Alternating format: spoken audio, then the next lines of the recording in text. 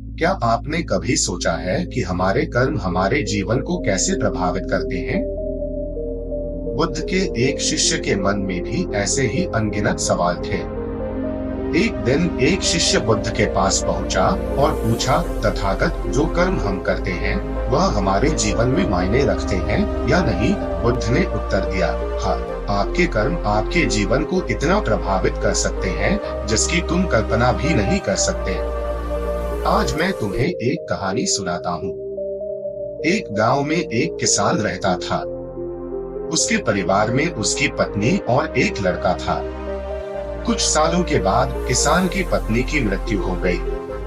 उस समय लड़के की उम्र मात्र 10 साल थी। किसान ने दूसरी शादी कर ली और दूसरी पत्नी से भी एक पुत्र प्राप्त हुआ। फिर कुछ समय बाद किसान की भी मृत्यु हो गई। पहली पत्नी से प्राप्त बड़ा बेटा और दूसरी पत्नी से प्राप्त छोटा बेटा साथ साथ रहते थे। कुछ समय बाद छोटे भाई की तबीयत खराब रहने लगी। बड़े भाई ने बहुत इलाज करवाया पर कोई राहत न मिली।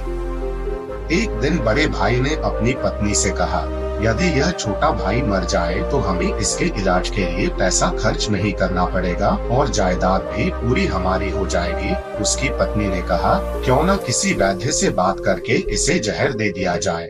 बड़े भाई ने एक वैद्य से बात की और उसे छोटे भाई को जहर देने के लिए मना लिया। वैद्य ने लड़के को जहर दे दिया और उसकी मृत्यु हो गई। बड़े भाई और भाभी ने खुशी मनाई। कुछ महीनों पश्चात बड़े भाई की पत्नी को एक सुंदर लड़का हुआ। उन्होंने खुशी मनाई और लड़के की परवरिश की। लड़का जवान हो गया और उसकी शादी हो गई। लेकिन शादी के बाद लड़का बीमार रहने लगा। माँ बाप ने बहुत इलाज करवाया लेकिन कोई फायदा नहीं हुआ। एक दिन लड़का अपने पिता से बोला, भाई, अपना सब हिसाब हो गया, बस अब कफन और लकड़ी का हिसाब बाकी है।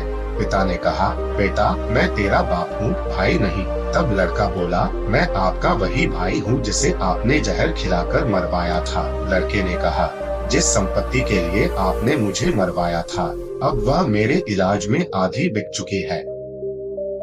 हमारी कर्मों का फल अब पूरा हो गया है।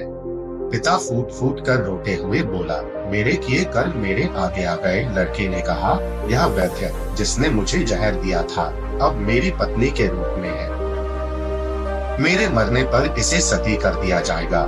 जीवन के हर कठिन प्रश्न का हल हमारे अपने कर्मों में ही छिपा है।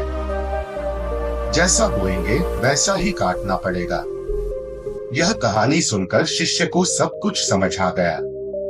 उसने बुद्ध को प्रणाम किया और नित्य अच्छे कर्मों का अनुसरण करने लगा। दोस्तों, उम्मीद करता हूँ आप इस कहानी से कर्मों के प्रभाव को भली भांति समझ गए होंगे। अगर आपको यह कहानी अच्छी लगी हो तो वीडियो को लाइक और दोस्तों के साथ शेयर जरूर करें। नमो बुद्धाय।